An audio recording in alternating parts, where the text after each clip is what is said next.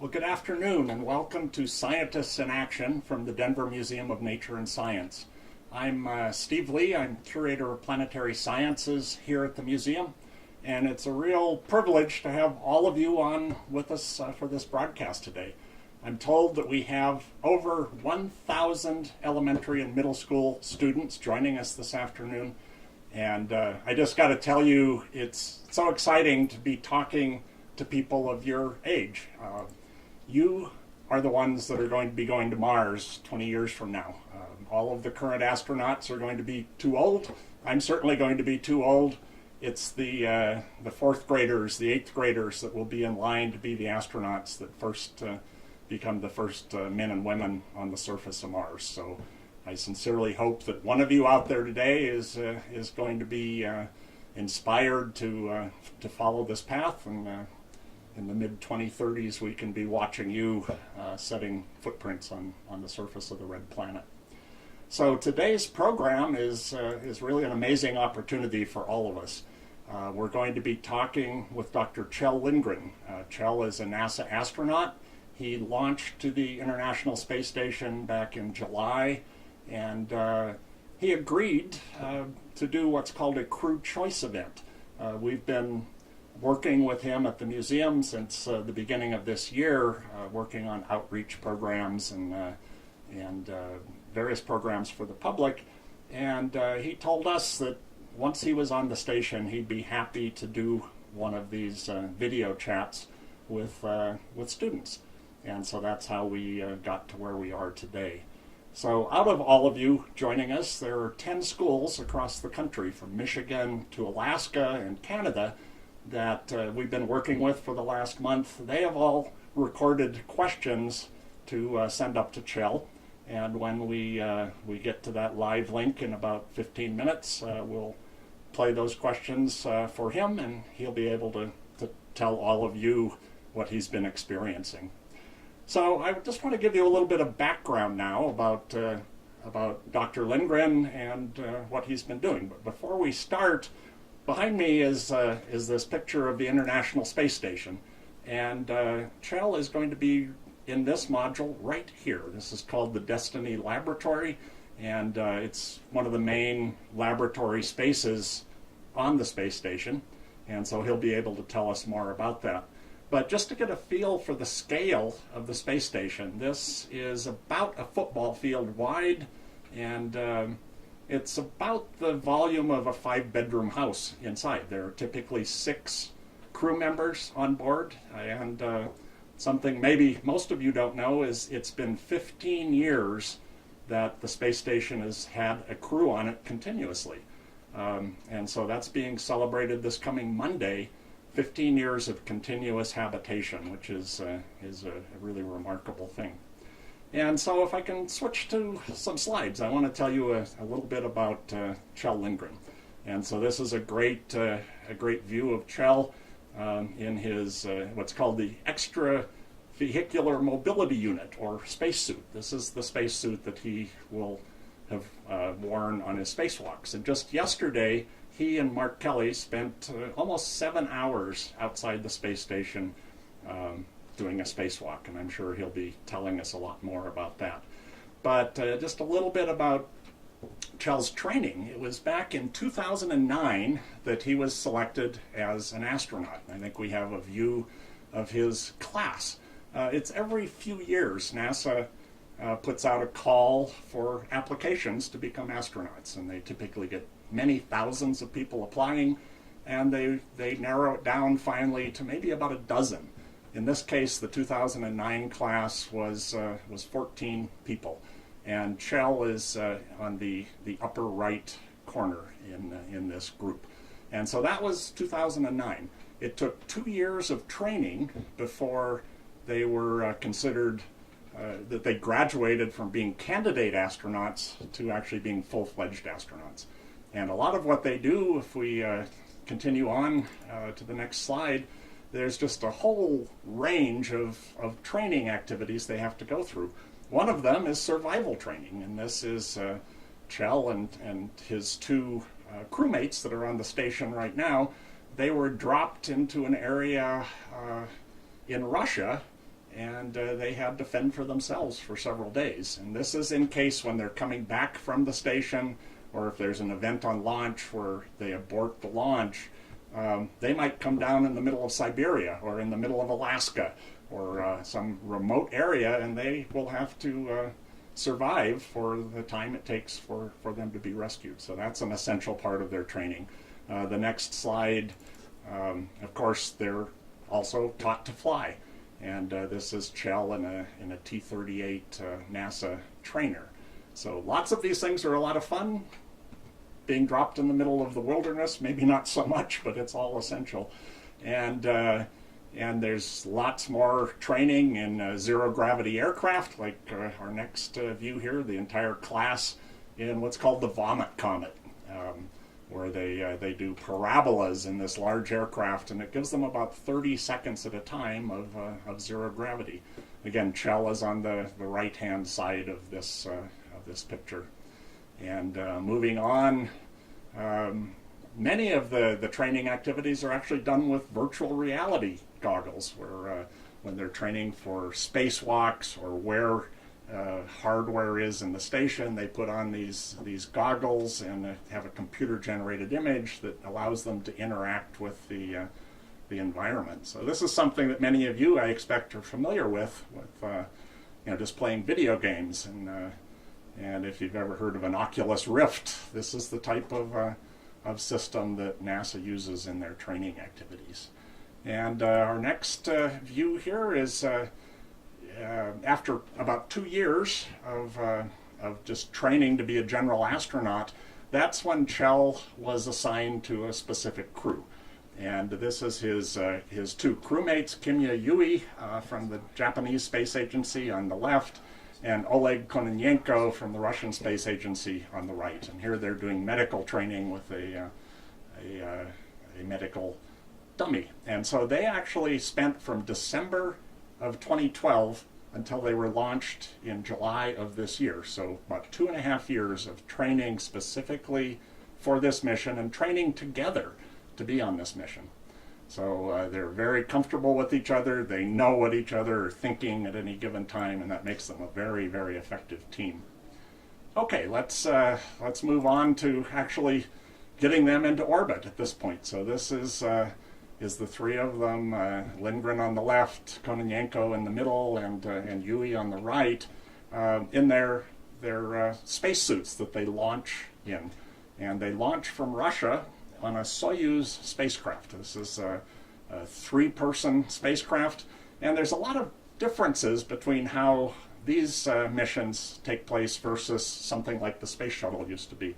The Soyuz rocket is rolled out to the launch pad on a rail car. It's pulled out on train tracks, and then when it's on the launch pad, it's rotated vertically, and that's where it launches from. And one piece of history: this particular launch pad is the original pad that the very first Earth satellite was launched from in 1957, Sputnik 1, and it also is the pad that Yuri Gagarin became the first human to launch into orbit back in 1961. So very historic location for these folks to leave the planet. And so let's look at what happened on launch day. This was on July 22nd. Here's the 3 crew members, Kononenko in the front, Chell Lindgren in the middle, and Kimya Yui in the back, as they're ready to enter the elevator to carry them to the top of the rocket and be tucked into their Soyuz spacecraft. And a few hours later, the Soyuz rocket lit off. It was the middle of night in Kazakhstan, where the Baikonur Launch Center is. And I think next we actually have a video showing the launch and the arrival at the space station on July 22nd. So if we could roll the video. We have engine start. 10 seconds to launch. Engine from across flight seat. Copy. Engine exceptional thrust. We have liftoff. Left guys, thank you. Liftoff of the Soyuz TMA-17M on its way to catch up with the International Space Station 5 hours 43 minutes from now. So it takes a little less than Shall 6 Lindgren on minutes, his or first 9 voyage minutes to into get into space. orbit. Station Moscow. And that video was actually inside the Soyuz craft during Hatch is launch. open, the first And through here's the hatch, arrival of the Soyuz crew at the commander space Oleg station. Kononenko back aboard the space station for his third visit as crew member of Expedition 44.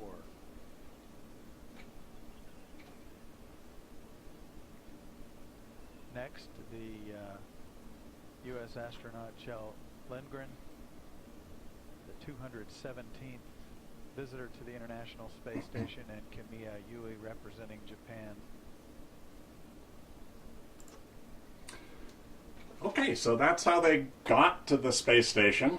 And since then, they've been doing what you do on the space station, which primarily is doing research tasks and doing maintenance on the station itself. It takes a couple of people days a week, so a person working full-time on the station just to keep the systems running, but the rest of the time they're engaged in scientific experiments. And talking with Kjell before launch, he was expecting to complete at least 200 experiments over the course of his 5 months on the station. And so why don't we look at a few views of what Kjell has been doing since the end of July. This actually was fairly cool. They've come up with a way to have liquids inside a cup in zero gravity. And so this was a test to actually make coffee that you could drink out of a cup.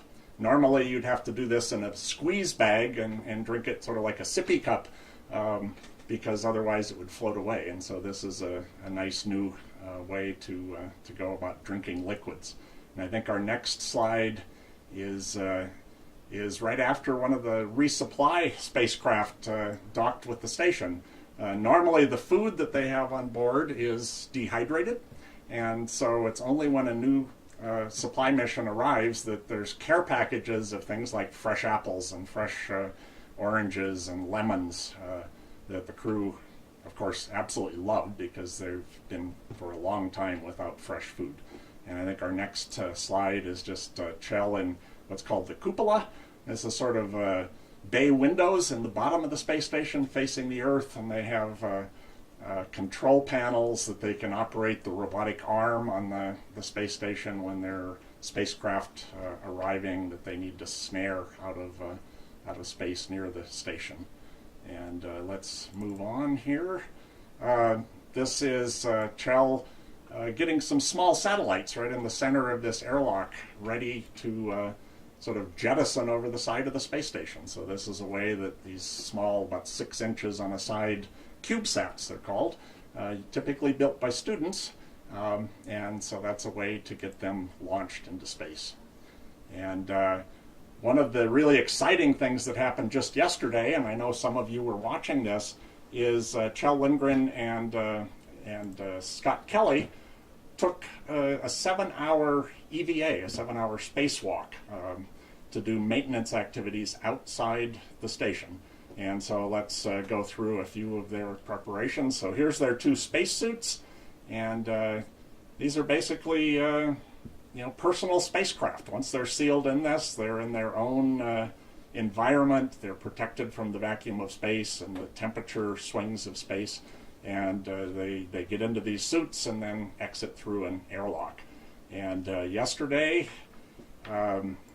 this was at about 6 a.m. Mountain Time, is when their spacewalk started. So right in the center of this image is the airlock, and Scott Kelly is coming out to begin the spacewalk. And I think our next view is actually of Kjell Lindgren off installing an insulation blanket on a scientific experiment outside the station. And our next view is of what's called the helmet cams. Each astronaut has a video camera on their helmet looking at where their hands are going to be. And so that's a way to show an up-close view. And in this case, on the lower right is one of Kjell's gloves, and he was stringing some power and data cables along the outside of the space station. And I think our next slide is just a beautiful view. I think we'll certainly hear more from Chell about just observing the Earth, but there have been a lot of activity from the sun recently, and so that sparks a lot of auroral activity, northern lights and southern lights on the Earth, and all of the astronauts are exclaiming how beautiful it is to be able to see this every day. And so I think we've got just a couple of minutes left before Chell joins us, and so I know a lot of the questions that we received were how the space station gets resupplied. How do you bring food and oxygen and water and clothing up to the station? And so right now there's 4 different spacecraft that periodically get launched to the station. And so the first one is from Russia. It's called the Progress vehicle.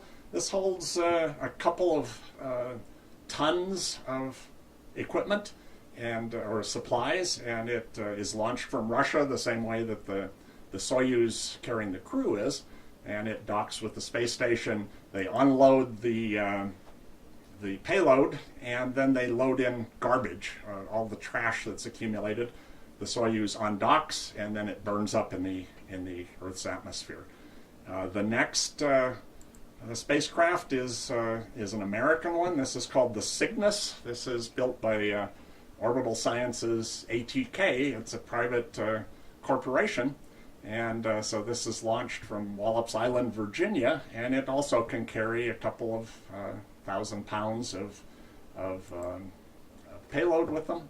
And what's different about this, instead of docking directly to the space station, it gets within about 30 feet. They reach out with the robot arm, which I think you can see in the picture, and they snag it out of space and bring it in and dock it to the station. And so the next view is of a Japanese module called the HTV, and these launch a couple of times a year as well. What's different about this is that actually in the center of it there's a garage, so to speak, that they can have payloads that don't need to be pressurized, so it doesn't have to be inside a pressurized atmosphere with air. And so again, this gets within about 30 feet of the station. They reach out and grab it with the Canada arm and bring it in and dock, and then unload everything, and once again load it up with garbage and send it back to re-enter the Earth's atmosphere. And then our final spacecraft here is the SpaceX Dragon spacecraft. And again, this comes in, they snag it with the robot arm, and what's different about this one is it actually has a capsule that can return to the Earth. It can survive the re-entry, and it comes down in the middle of the ocean under parachutes. It's picked up by a ship and then brought back to California and sent back to Houston, and they unload all of the payload that was loaded on the station. So this is a way to get things that they've been working on the station, say medical experiments or tissue samples or crystals that they've grown. It's a way to actually get them back to the experimenters on the ground. And so I think we're waiting at this point to hear from the space station that they're ready to get the link going with Chell. And I think what we'll do is let's just look at another view of the space station taken by an approaching spacecraft. Just talk for a minute about the layout here. So these panels on both the right and left side, those are solar panels. And the station is completely powered by sunlight.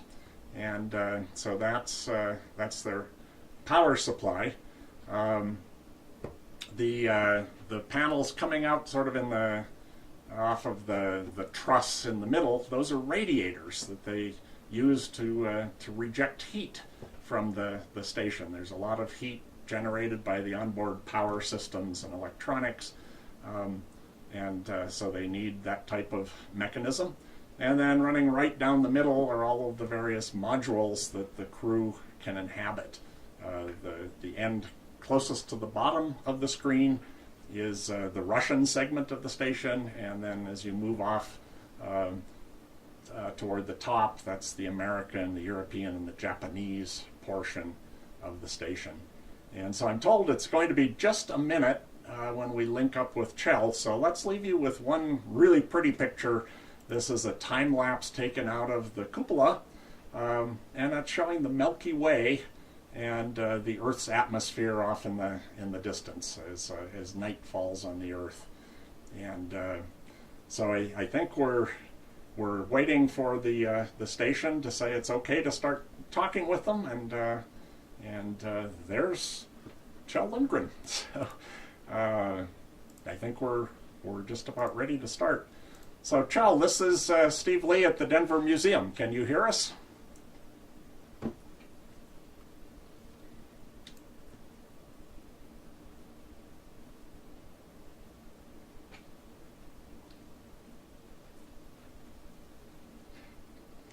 Chell, can you hear us?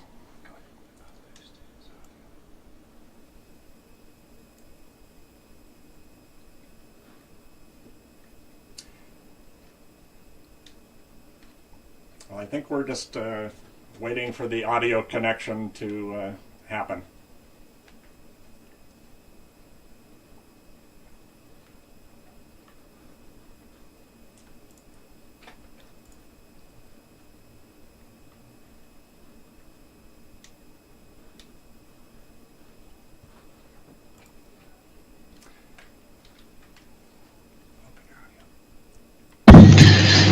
Voice check 1, 2, 3, 4. 1, 2, 3, 4. Chell, we hear you. Can you hear us?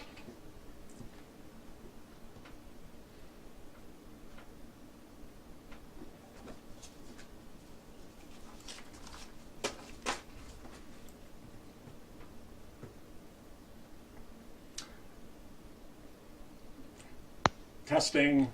1, 2, 3, 4.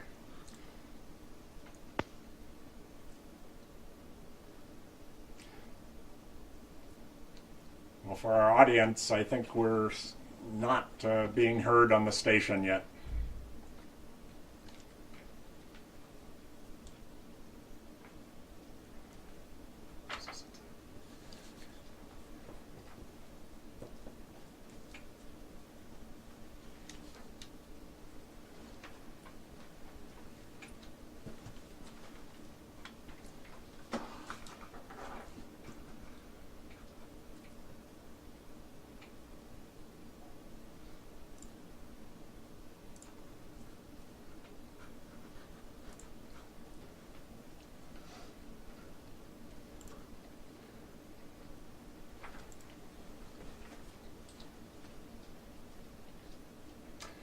Chell, can you hear us?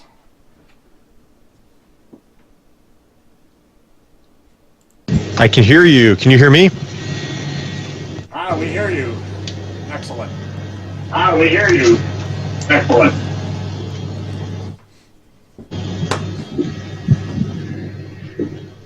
Hey, Dr. Lee, how are you, sir? And hello to the Denver Museum of Nature and Science. Thank you so much for coordinating this amazing downlink and outreach event with so many students and schools all over the country and in different countries too.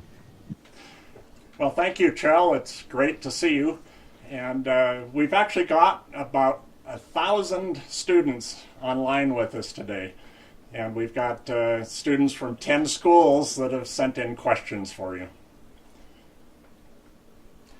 So maybe you could... that is absolutely wonderful. Maybe you could tell us where you're standing right now and a little bit about what you've been up to, and then we'll launch into the questions. Absolutely.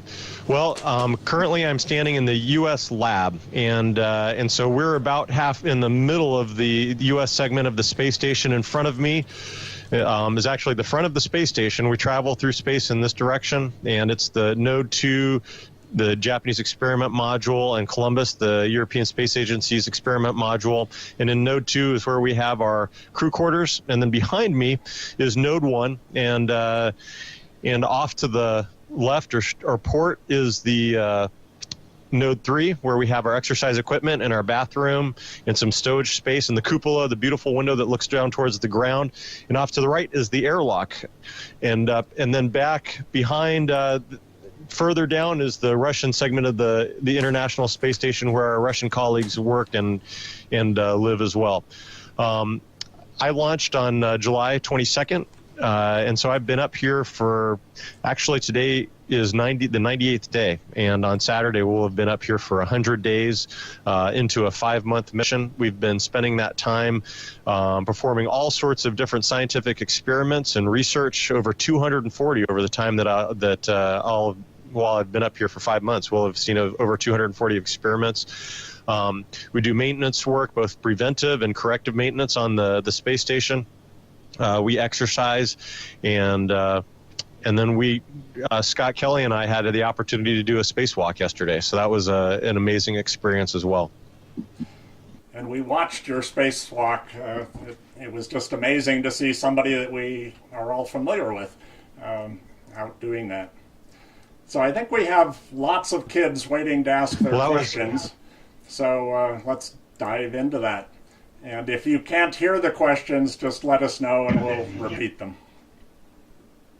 Hello, my name is Rihanna. Okay, that sounds terrific. Middle School in Kodiak, Alaska. I have a question for you.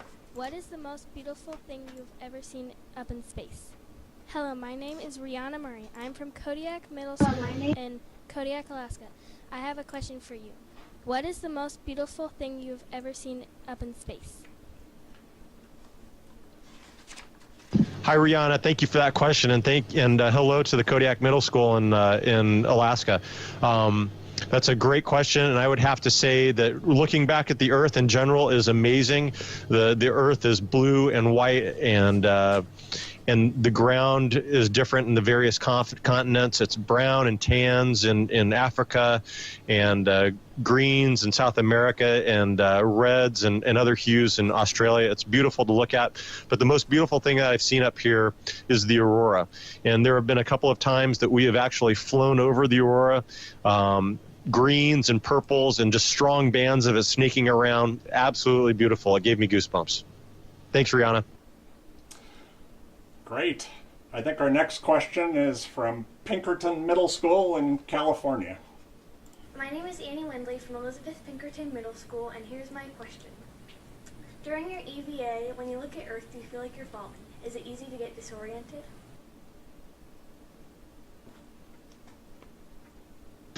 And thank you for that question. And hello to the students at Pinkerton Middle School in California. Thanks for joining us today. You know, it is actually very easy to, I think there have been several folks that when they've gone outside, they get that sensation of falling. For me, there was definitely a sensation of speed. It was more than I experienced when I just look out the window here from the space station. And I think it has a lot to do with the fact that you have your whole vision, even the peripheral vision,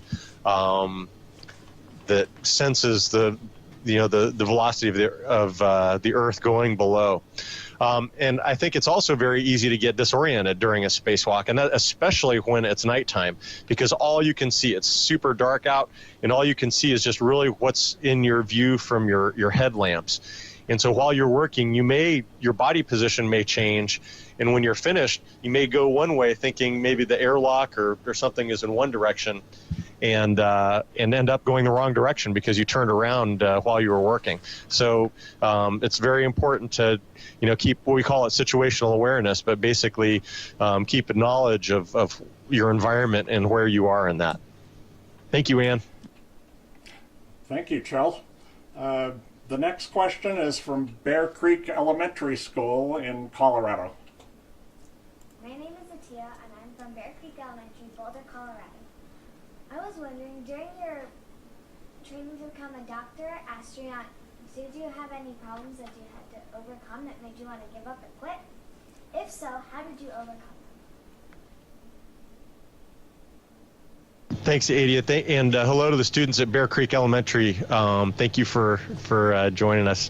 That's a great question, and of course, I think anybody that has pursued any kind of a goal will often run into problems, to trouble, to barriers, and will have to overcome them. And so, that certainly happened to me. Just getting into medical school, that was a tremendous challenge. Working hard to get good grades, and boy, getting to become an astronaut, that was an incredible challenge. And I feel very grateful to be able to do this and to be able to be living and working up here. But there were certainly challenges along the way. The things that helped me, one is that I had a goal. I knew what I wanted to accomplish. I identified the things that I needed to do to accomplish that goal. And so those were small steps that I could do to work towards that goal. And the other thing is I had terrific friends and family, teachers and mentors around me that I could rely on, people who were encouraging to me, people that I could go to for help. And so I think that was also important to be able to get here today. And so becoming an astronaut, getting to be up here on the space station, for me is not an individual accomplishment. It really represents the hard work of all of these people around me who walked alongside me on this journey and helped me to get here where I am today. Thanks, Adia. Thank you, Chell. Next we have Vintage Magnet Middle School from California. Hi, my name is Caitlin. I go to Vintage Magnet Elementary School. It is in the city of North Hills, California. How do you have enough oxygen to live in space for a long period of time? Do you recycle the oxygen? Hey, Caitlin, thank you for that question. Hello to the students at Vintage Magnet Middle School. Of course, oxygen is critical for us. We need oxygen to live and to breathe up here on the space station. And so initially we have actually oxygen transported up here on the cargo vehicle. So it supplies enough oxygen for us to breathe that can get released into the space station. But we also have equipment that introduces oxygen into the atmosphere. And so we actually take water and we can break that water up using a chemical process and create oxygen, split the water into oxygen and hydrogen. So the space station utilizes incredible technology to maintain the atmosphere, to take carbon dioxide out of the atmosphere, to provide water for us to drink and use for our food. It's an incredible piece of technology, and it's a technology that we are working hard to reintroduce back down on Earth, so that we can help provide clean water in places that don't have, to folks who don't have access to clean water, and also to figure out ways that will get us the technologies that we need to get us to Mars in the future.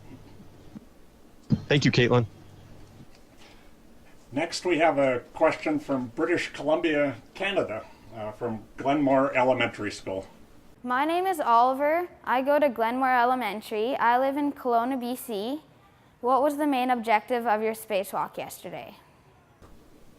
Hey, Oliver, thank you for that question, and hello to the students at Glenmore Elementary. Well, yesterday's spacewalk had a number of objectives. Both Commander Scott Kelly and I had individual tasks that we had to do, and the main objectives were to put a thermal blanket on the alpha magnetic spectrometer, which is a piece of equipment on the top of the space station that is looking for dark matter. And it was getting a little too cold, so we put this thermal blanket on there to protect the equipment and keep it a little bit warmer. Scott Kelly worked on the grabber tip of our robotic arm, and put some grease in there to lubricate all the machinery in there to keep the arm working well. And then we also routed some cables along the outside of the space station in preparation for future docking adapter that will go out there to support the visiting crew vehicles that we'll have coming in the future. Thank you.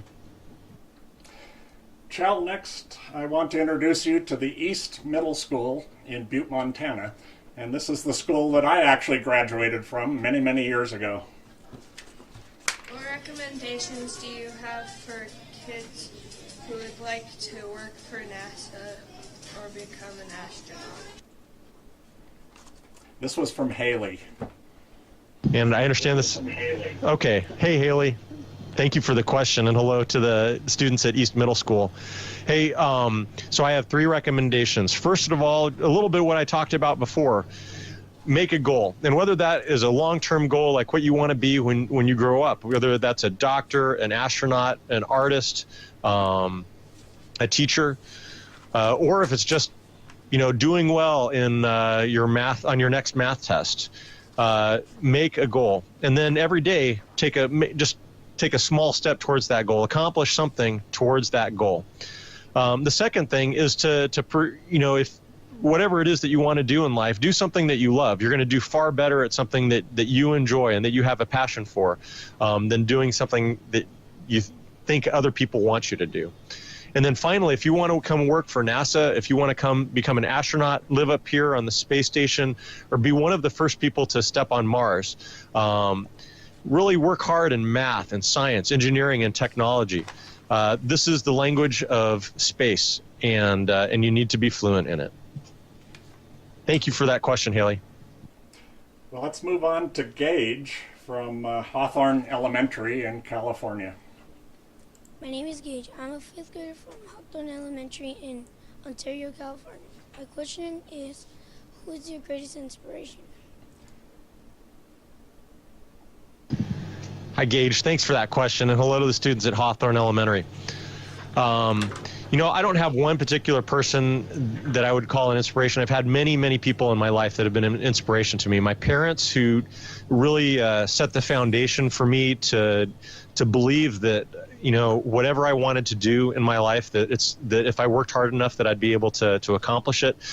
And then along the way, teachers and mentors, instructors, classmates, colleagues, friends, all these people who really took time, to give me the academic fundamentals to succeed, but also just walked alongside me during this journey to get to where I am today. And so I'm very grateful for the inspiration that they provided to me, to the help that they provided to me, and just really thankful that I had those people in my life to help me get where I am today. Thanks, Gage. Well, thank you, Chell.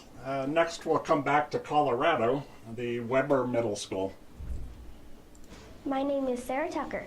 I attend Weber Middle School in Fort Collins, Colorado. What does your average day on the ISS look like? Can you share the various tasks from beginning to end? Hey, Sarah, and it's great to say hello to my friends at Weber Middle School. When I was a student at Colorado State University, I worked with a tremendous program they have at Weber called WAVE, Weber Aviation or Aerospace Ventures in Education, where they simulated a space mission every semester and continue to do that. In fact, right now they're on mission 45, which matches our own mission up here, Expedition 45. And I got to be a chaperone astronaut back in 1996, and I'm excited to be a real astronaut today. Sarah, our day is, especially our weekdays, are very long. We get up about 6:30 in the morning. We have a conference with the ground at 7:30, and then we start working. We start working on experiments, on maintenance tasks. We have to exercise. We get some time to eat, and then we continue working through the day until about 7 o'clock, 7:30 in the evening, when we have an evening conference, and again talk with the ground, talk about the day's work and what may be going on the following day. And after that, the time is ours. We get to spend some time having dinner, and then I like to get on email and make a few phone calls to my friends and family, and then we go to sleep and get ready for the following day. And on the weekends, Saturday and Sunday, most of that time is our own. We have to do a little bit of housekeeping, but we get to spend the weekend relaxing. Thanks, Sarah, for that great question. All right, we'll move east now to the Advanced Technology Middle School in Michigan. My name is Janae. I go to Advanced Technology Academy in Dearborn, Michigan. My question is, do you ever miss Earth, and can you communicate with your friends and family? Hey, Janae, thank you for that question, and hello to the students at Advanced Technology Middle School. It's funny because when you're up here, we get to look down at the Earth, and it's absolutely beautiful. And one of my favorite things is to find places on the Earth where I've visited or where friends and family are. But I certainly do miss my friends, and I especially miss my family. It's probably, for me, one of the most challenging aspects of this particular mission is being away from my family for so long. But technology is amazing. It's really closed that gap. We got to practice it while I was traveling to train for this mission, and we're using that now. And so we have an internet protocol phone. I can call down, and so I talk with my wife and children every day, and then we get to have a video conference on the weekends, and so I get to see them for about an hour on the weekends, and we get to chat, and so that really closes the gap on being away from friends and family. Thank you, Janae, for that question.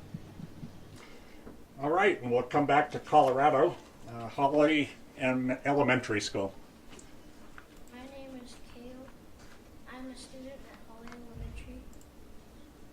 I live in Holly, Colorado, and my question was, what do you do with your trash? Hey, Kale, that is actually a really good question, and hello to everyone at Holly Elementary School. You don't really think about that, but it's really important because you can't just, there's no garbage truck that comes by to pick things up, like what happens at home. And so here, we actually have to store up our trash and wait for a cargo vehicle to arrive. And once the cargo vehicle arrives, we unload all the good stuff, the food, supplies, equipment, and science. And we store all of that, and then we get our bags of trash and we put it into the cargo vehicle. And most of our cargo vehicles return to the earth and burn up in the atmosphere. And so my kids like to say that one person's trash is another person's shooting star, because when that cargo vehicle with the trash hits the atmosphere, it burns up. And for some lucky person on the ground, it looks like a shooting star or a meteorite. Thank you for that question, Kale. All right, we've only got a few minutes left, I think, but let's try and cycle through some of the schools again and get a second round of questions. So we'll move on to Kodiak Middle School back in Alaska. Hello, my name is Arthur Treehill. I'm from Kodiak Middle School in Kodiak, Alaska, and I have a question for you. How fast can you run in zero gravity? Well, thank you for that question, Arthur. Instead of answering that or verbally, I thought I would show you. So hold on just a minute.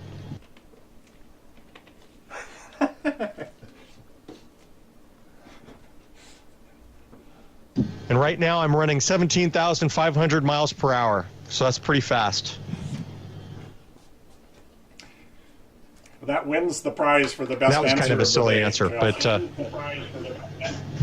but we actually don't run up here. We float for the most part, but it kind of looks like we can walk around or run because we use handrails on the ground and move with our feet a lot of the time so that we can carry things around.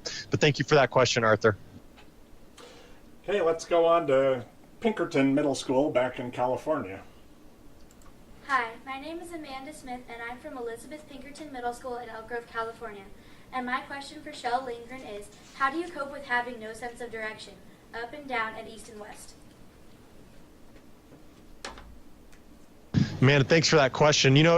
East and west is not that big of a deal to us up in here unless we are looking down at the earth, and because trying to figure out which direction is north and south. Generally, because we are flying from west to east, the north is on the starboard side. I'm sorry, on the port side, and south is to the starboard. But for the most part, that doesn't matter so much up here. Up and down is, most of the writing on the wall kind of gives us an orientation. Our lights are typically on the ceiling or on the zenith, and there's no lights on the ground. But there are some times when it can get confused. One of our modules is actually flipped upside down, and so when you go in there, the lights are on the floor, and it's kind of disconcerting to me. So I like to actually flip upside down when I'm in that module. But you kind of get used to it. Your brain starts to adjust to this three-dimensional space, and it's a lot of fun. Thanks for that question. Okay, let's get another question from Bear Creek Elementary in Colorado. My name is Emmy, and I'm from Bear Creek Elementary, Boulder, Colorado.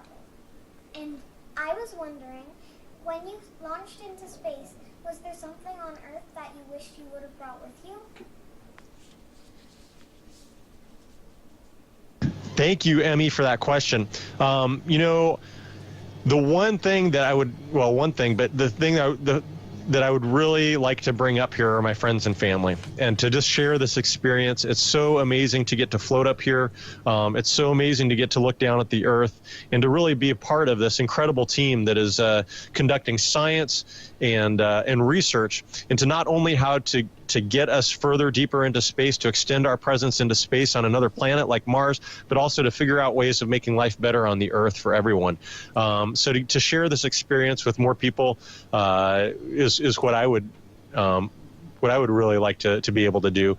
And I try to do that with photos and videos.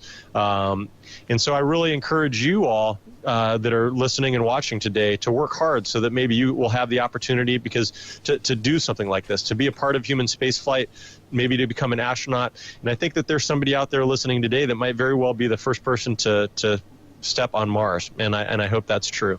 Thanks for that question. All right, back to Vintage Magnet Middle School in California. Hi, my name is Nicholas. I go to Vintage Magnet Elementary in the city of North Hills, California. My question is, do you get signal?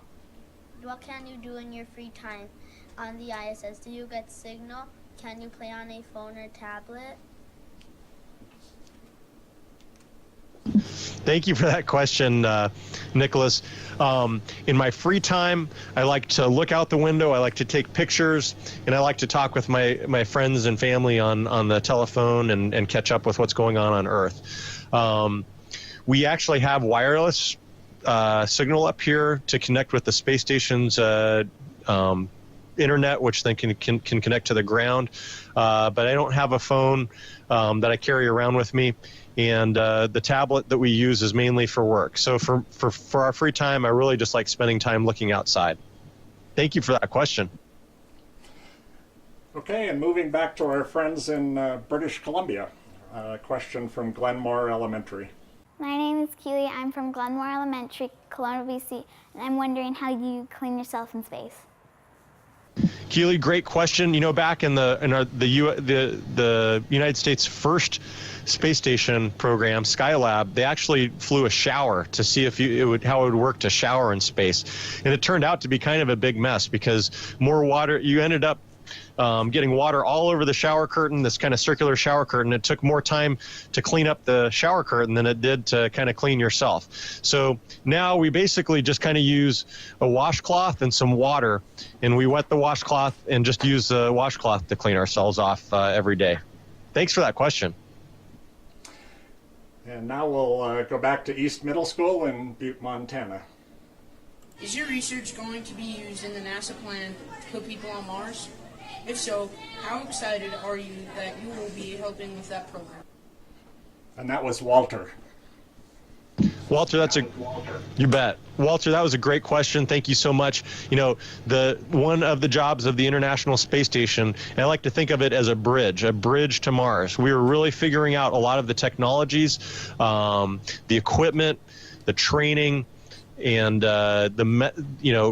the psychological support, the medical support that's required for a trip to Mars. That is a big part of what we're doing here on the International Space Station, is building that bridge to Mars. We hope to be there in 2030, and that's why I really believe that many of you out there, your generation, is going to be the ones that go to Mars. And so for me, it's an amazing thing to be a part of that program, to be a part of the generation that is going to train up the generation that eventually steps on Mars. And so it's very exciting to be a part of that program for that reason. Thank you. And next from Hawthorne Elementary, back in California. My name is Haley. I'm a fifth grader from Hawthorne Elementary in Ontario, California. My question is, if you had the opportunity to live on Mars, would you do it? Well, that's a great question, Haley. I think that you'd have to ask me in a few years, because at this point I'm really enjoying this mission. It would be an amazing thing to be able to go to Mars, but that's something I'd have to talk with my family about and really kind of think about, because that's going to be a long trip. 3 years away from family and friends, that would be an amazing opportunity, and it's something that I think that I'd like to do, but that would have to be definitely a joint decision with my family. And thank you for the question. Shell, our clock says that we're near the end of our time. Do you have time for 3 more questions? And Dr. Lee, we got started a little bit late, so I absolutely think that we've got a little bit more time. Okay, great. We'll move back to Weber Middle School here in Colorado. My name is Ryan Kimball. I attend Weber Middle School in Fort Collins, Colorado. What types of experiments have you been doing? And what is your favorite experiment so far? What is your favorite experiment? Hey, Ryan, you guys can wave to Scott Kelly as he's going by here. So we get to work on a lot of experiments. My favorite experiments are the ones that, because of my background as a doctor, my favorite experiments are the ones that deal with how the human body changes here in space. And so I really enjoy the experiments using ultrasound to look at the internal structures of our eyes and our hearts, our blood vessels. I think those are my favorites, but one of my all-time favorites since I've been up here was the veggie experiment, and that's where we got to grow lettuce up here in the space station, and it was one of the first experiments that I got to work on when I got up here. I got to see the lettuce grow from tiny little leaves up into these really big leaves that we eventually got to harvest and taste. And so that was an incredible experiment, not only because it was demonstrating that we could grow plants, edible plants in space, but it was a lot of fun, just I think psychologically, to have this green growing thing here in the space station and to take care of it every day. Thank you for that question. All right, back to Michigan, Advanced Technology Middle School. My name is Harrison. I go to Advanced Technology Academy in Dearborn, Michigan, and my question is, how do you keep your bones and muscles from getting weak in space? Harrison, that's a great question. It's something I've been interested in ever since I've been in college. It's super important for us to exercise up here to keep our bones and muscles and hearts strong. And so we have 3 exercise machines. One of them is a bicycle, an exercise cycle, and that's actually right here.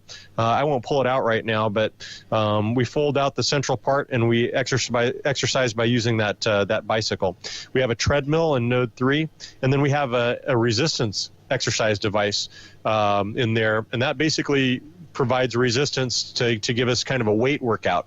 And so we'll do all sorts of exercises to keep our muscles strong. These exercises keep our bones strong and keep our hearts in great shape, so that when we return to the earth that we are in good shape. Thank you for the question. Okay, and then another one from Hawley Elementary in Colorado. My name is Connor, and I am a student of Hawley Elementary School. I live in Hawley, Colorado. My question is, how do you put milk in your cereal?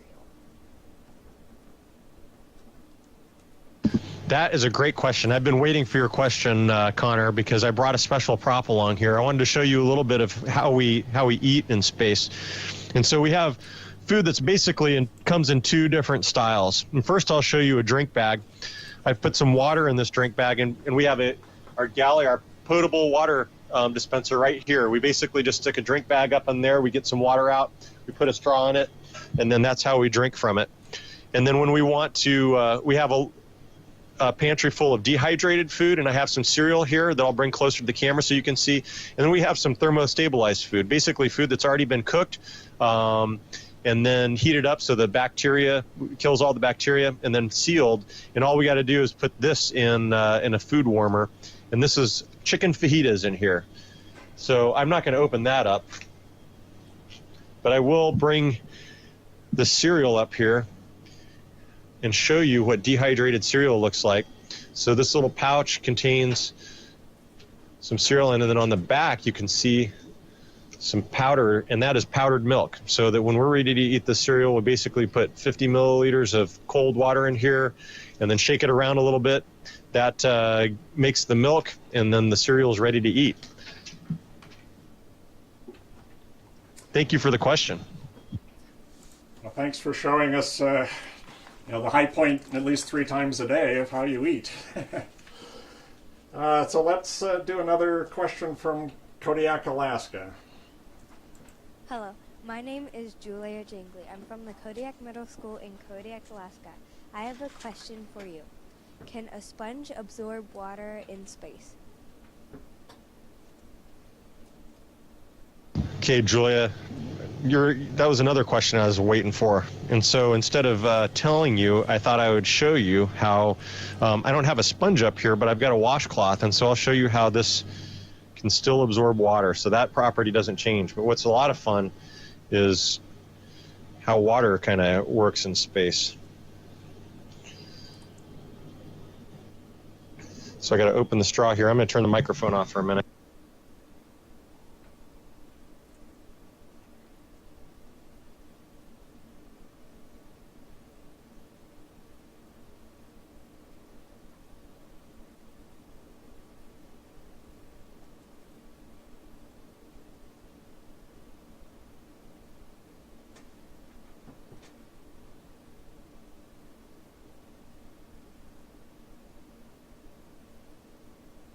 So I'm trying not to make too much of a mess, but so I'll use the washcloth to grab some of these.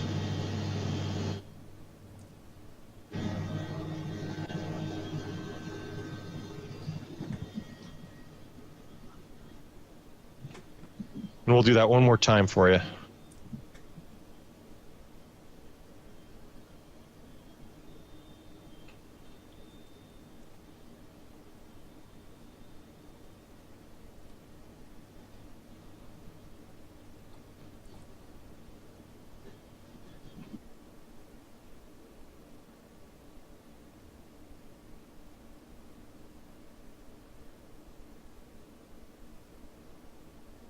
And I'm making a big mess, so I'm going to stop.